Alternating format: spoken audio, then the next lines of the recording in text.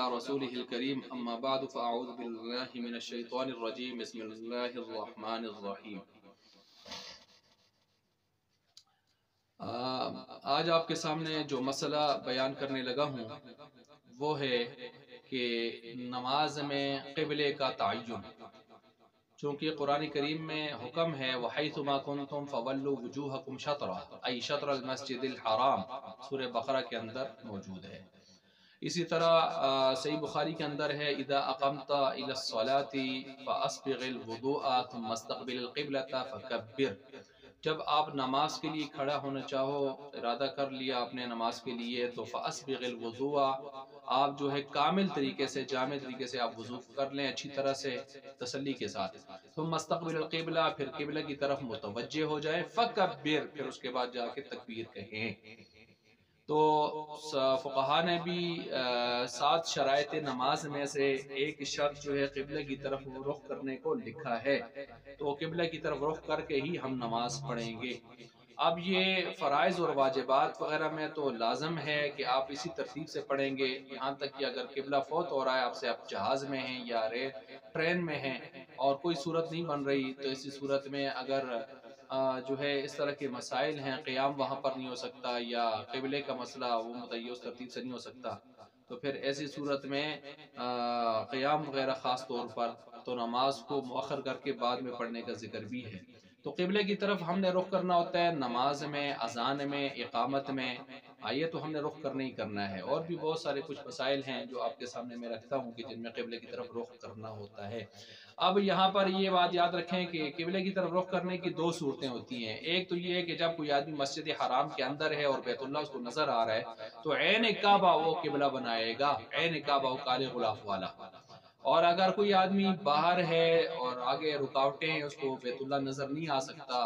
اور دائیں بائیں ادھر ادھر پوری دنیا میں بلکہ جہاں بھی موجود ہے، تو ایسا شخص چونکہ اس کو بیت اللہ تو نظر نہیں آتا نا، تو وہ کیا کرے گا، اس کے لیے پوری مسجد حرام کا دائیں بائیں سلسلہ جو ہے اس کے لیے کعبہ قبلہ بنتا ہے، جس کو ہم جہت کعبہ، جہت قبلہ کے نام سے یاد کرتے ہیں، سمت قبلہ، جہت قبلہ۔ تو اسی وجہ سے فقہا نے یہاں پر جو ہے عین کعبہ جو ہے بیت اللہ، اس کے دائیں بائیں بعضوں نے 25 ڈگری اور بعضوں نے 45 ڈگری سے کم فاصلے کو جائز بھی رکھا ہے، یعنی اگر کوئی اتنا فاصلہ درمیان میں دائیں بائیں ہو بھی گیا ہے تو اس کے لیے کوئی مسئلہ نہیں ہے، لیکن بعض کہتے ہیں 25 سے کم ہونا چاہیے، 25 ڈگری سے، اور بعض کہتے ہیں 45 ڈگری سے کم ہونا چاہیے۔ اچھا، یہ تو ہو گیا عین کعبہ یا جہت سمت کعبہ کا مسئلہ جو میں آپ کے سامنے رکھ چکا ہوں۔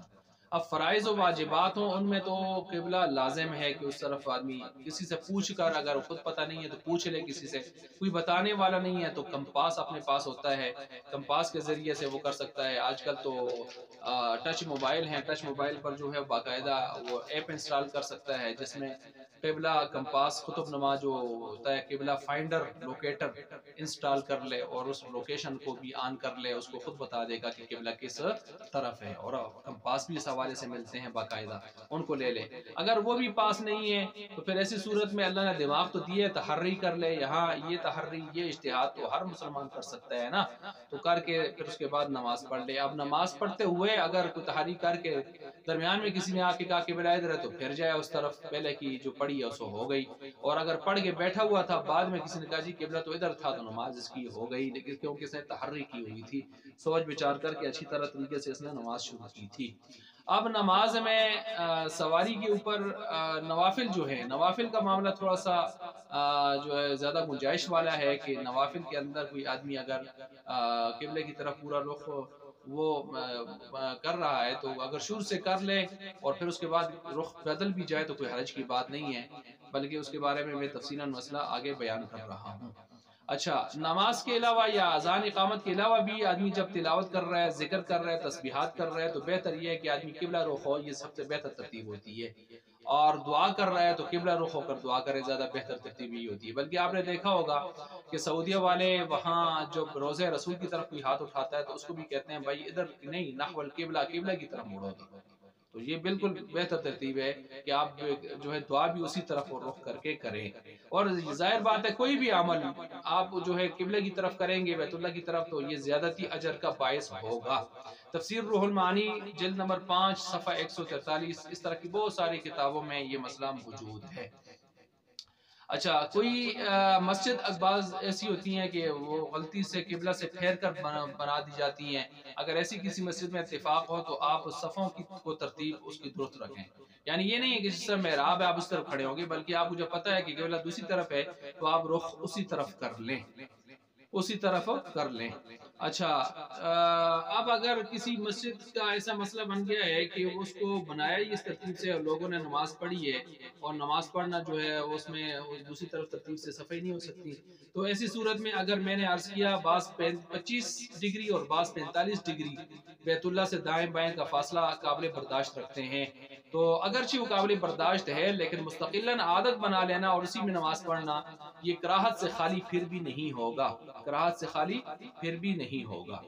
اچھا، نفل نماز کے حوالے سے میں نے عرض کیا کہ اگر کوئی آدمی سواری پر ہے، گاڑی میں ہے، تو نفل نماز شروع کرنا چاہتا ہے تو نفل میں بھی قبلہ ضروری ہے، لازم ہے، لیکن بسا اوقات گاڑی میں یا سواری پر قبلے کا پورا جو ہے تعین یا پابندی اہتمام نہیں ہو سکتا، تو پھر اس میں چند شرطوں کے ساتھ آدمی بغیر قبلے کی جانب کے بھی نماز پڑھ سکتا ہے نوافل میں، مثلا دشمن کا خوف ہو یا کوئی درندہ حملہ آور ہو رہا ہو ایسی صورت میں، یا چور کی طرف سے نقصان کا خوف ہو، سامان رکھا ہے، یا جو ہے شہر سے باہر سواری پر ہے، تو ایسی صورت میں امام صاحب اس حالت میں بھی کہتے ہیں کہ بہتر یہ ہے کہ ابتداءً قبلہ برابر کر لے، اس کے بعد پھر کوئی مسئلہ نہیں ہے۔ اچھا، اب یہاں پر یہ ذہن میں رکھیں کہ سمت قبلہ معلوم کرنے کے طریقے کیا ہیں۔ آج کل تو خیر کوئی مسئلہ نہیں، آج کل میں نے کہا موبائل کے اندر بھی وہ کمپاس موجود ہیں اور علیحدہ سے بھی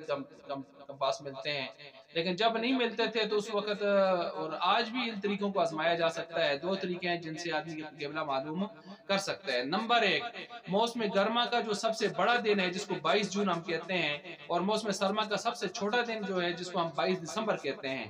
ان میں سورج ڈوبنے کی جگہ دیکھ لی جائے کہ دونوں دنوں میں جس نقطہ پر سورج ڈوبتا ہے نا اس نقطے کو معلوم کر لیا جائے، دونوں نقطوں کے درمیان میں جو فاصلہ ہوگا نا وہ فاصلہ سمجھے وہ اس کے قبلے کا قبلہ ہے، اس میں دونوں نقطوں کو معلوم کر لے کہ 22 دسمبر جو ہے اس میں اور 22 جون ان دونوں کے سورج کہاں غروب ہوتے ہیں، ان دونوں کے درمیان جو فاصلہ ہوگا اس میں اس کا قبلہ ہوگا۔ اور دوسرا یہ ہے کہ 29 مئی اور 14 جولائی کی تاریخوں میں اپنے شہر اور مکہ کے درمیان جو گھنٹے اور منٹوں کا فرق ہے اس کو معلوم کر لے، اور پھر آدھے دن نصف نہار کے بعد اتنے ہی گھنٹے اور منٹ پر کسی لکڑی کا سایہ دیکھے یا خود ہی کھڑا ہو جائے، خود کھڑا ہو جائے دھوپ میں، اور اس وقت جو ہے سایہ دیکھے کہ سایہ اس کا کس طرف جا رہا ہے، تو سایہ ٹھیک سمت قبلہ کو بتائے گا، جس طرف اس کا سایہ جا رہا ہے نا سمجھے اس طرف اس کا قبلہ ہے۔ اور یہ کہا بھی جاتا ہے نا کہ 28 مئی کو سورج جو ہے وہ بالکل قبلہ کے جو ہے وہ قبلہ کے اوپر سے بیت اللہ کے اوپر سے گزر رہا ہوتا ہے، تو اس وقت خاص کر 2:15 بجے کے لگ بھگ جو ہے ٹائم ہوتا ہے، تو اس وقت اوپر سے گزر رہا ہوتا ہے، تو اس وقت آدمی اپنا قبلہ معلوم کر سکتا ہے، اس وقت قبلے کا اپنا کوئی جو ہے وہ سایہ نہیں ہوتا، اور انسان جس چیز کو رکھتا ہے جس کا سایہ جس طرف جا رہا ہوتا ہے اس چیز کا، تو جس طرف سایہ جا رہا ہوتا ہے اس طرف اس کا قبلہ ہوتا ہے۔ اچھا، یہ تو میں نے قبلہ معلوم کرنے کے 2 طریقے جو فقہاء نے بتائے وہ آپ کے سامنے رکھ دیے ہیں۔ اچھا، اب اس کے ساتھ کچھ مسائل ہیں جو میں آپ کے سامنے رکھ رہا ہوں کہ فتاوی شامی میں ہے کہ شہر اور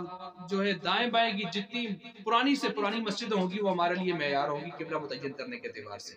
تو قطب نما یا یہ چیزیں جو آج جدید ٹیکنالوجی آ چکی ہے اس سے زیادہ بہتر مستند چیز پرانی مسجدیں ہیں جو موجود ہیں، ان سے قبلے کو متعین کیا جا سکتا ہے، وہ زیادہ بہتر ہے۔ اچھا، یہ بھی یاد رکھیں نابینا آدمی بھی قبلہ متعین کرے گا، اگر خود نہیں کر سکتا تو کسی بینا سے دائیں بائیں سے رہنمائی لے گا، نہیں تو پھر اپنے دماغ سے تحریک کر کے رہنمائی لے گا، ویسے اس کا مسئلہ بھی یہی ہے، وہ ایسے نہیں کھڑا ہو سکتا نابینا بھی۔ اچھا، قبلہ اول کا احترام ہے، قبلہ اول کا احترام بھی یعنی بیت المقدس کا احترام بھی ہے، جیسے میں نے ایک پہلے کلپ میں بیان کیا ہے، لیکن اس طرف سجدہ نہیں ہے کہ آپ بیت اللہ مقدس کی طرف کوئی سجدہ کرے یا اس طرف بیٹھ کے کوئی تلاوت کرے اور اس کا احترام اس ترتیب سے کرے عبادات میں، نوافل میں ان چیزوں میں، تو یہ منع ہے۔ اب وہ قبلہ اس لحاظ سے منسوخ ہے کہ آپ اس ترتیب سے عمل نہیں کر سکتے، البتہ احترام اس کا اب بھی باقی ہے۔ اچھا، تحری کر کے نماز پڑھتے ہوئے درمیان میں اگر کسی نے آ کے بتا دیا تو اس طرف پھر جائے۔ نماز پڑھ کے بیٹھ گیا تھا، بعد میں کسی نے بتایا آ کے تو نماز ہو گئی، کوئی مسئلہ نہیں ہے۔ ہوائی جہاز وغیرہ میں تعین کرنا ہوگا اس طرف بھی، جہاز اور ٹرین میں قیام اور قبلہ کا یہ سلسلہ کرنا ہوگا۔ اگر یہ اس پر قادر نہ ہو قیام اور قبلہ وغیرہ پر، ان چیزوں کے تعین پر یا ان چیزوں کے خاص پر قیام پر، تو پھر نماز کو بعد میں قضا کر لے گا۔ اچھا، سوتے ہوئے قبلہ رخ ہونا، دائیں طرف آدمی ایسے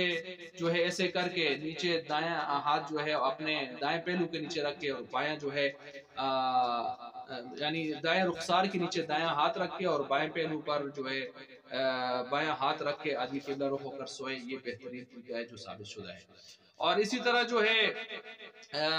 کچھ چیز ذبح کر رہا ہے تو وہ سنت موقدہ یہ ہے کہ اس کا رخ قبلہ کی طرف کیا جائے اگر ممکن ہو تو۔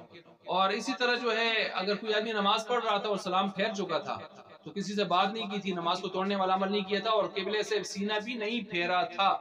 تو اگر نماز کی کوئی رکعت یاد آ گئی یا سجدہ تلاوت یا کچھ بھی ایسے یاد آ گیا ایسا وغیرہ تو وہ کر سکتا ہے، نماز میں ہی ہے ابھی،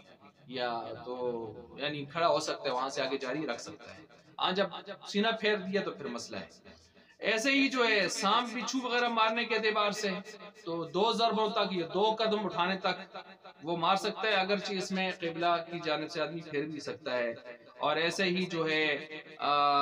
نماز اگر اس کا وضو ٹوٹ گیا ہے تو وہ وضو کرنے جا رہا ہے، درمیان میں کسی سے باتیں وغیرہ نہیں کر رہا، جلدی جلدی وضو کر کے آ رہا ہے، تو اگرچہ اس کا سینہ پھر رہا ہے تو یہاں قابل برداشت ہے۔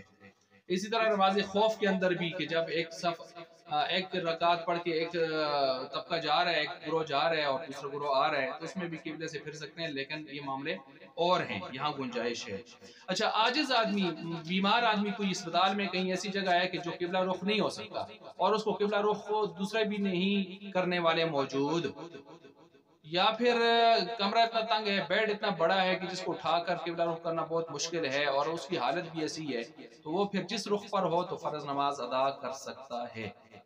فرض نماز ادا کر سکتا ہے، کیونکہ اس کا عذر اس درجے کا بیماری کی وجہ سے ہو چکا ہے۔ ایسے ہی طرح دوران نماز قبلہ سے اگر کوئی آدمی پھر گیا ہے، اگر جان بوجھ کر وہ پھر گیا ہے اور بغیر عذر کے پھر گیا ہے تو ایسی صورت میں اس کی نماز تو گئی، لیکن اگر وہ بغیر ارادے کے پھر گیا ہے اچانک اور پھر 3 تسبیحات سبحان ربی الاعلیٰ، سبحان ربی الاعلیٰ، سبحان ربی الاعلیٰ، اس کے وقفے کے اتنے فاصلے کے یا اتنے وقفے کے سے کم اس نے پھرا ہے اور فوراً پھر واپس آ گیا ہے تو اس کی نماز درست ہے۔ اگر اس سے زیادہ اس نے ٹائم لگا لیا ہے اس طرح پھرتے ہوئے، پھرنے کے بعد، تو پھر اس کی نماز نہیں ہوگی، نماز ٹوٹ جائے گی۔ اچھا، صرف منہ پھر گیا ہے قبلے سے تو بس جلدی پھیر لے، واپس آ جائے اپنی جگہ پر، اس جو ہے اس سے نماز نہیں ٹوٹتی، منہ پھرنے سے صرف نماز نہیں ٹوٹتی۔ تو بہرحال یہ قبلے کے حوالے سے کچھ مسائل تھے اور قبلے کے تعین کے حوالے سے جو عام طور پر پیش آتے ہیں، اور اس میں کچھ ضروری باتیں تھیں جو میں نے آپ کے سامنے رکھنی تھی۔ اللہ تبارک و تعالیٰ سمجھنے کی، عمل کرنے کی توفیق عطا فرمائے۔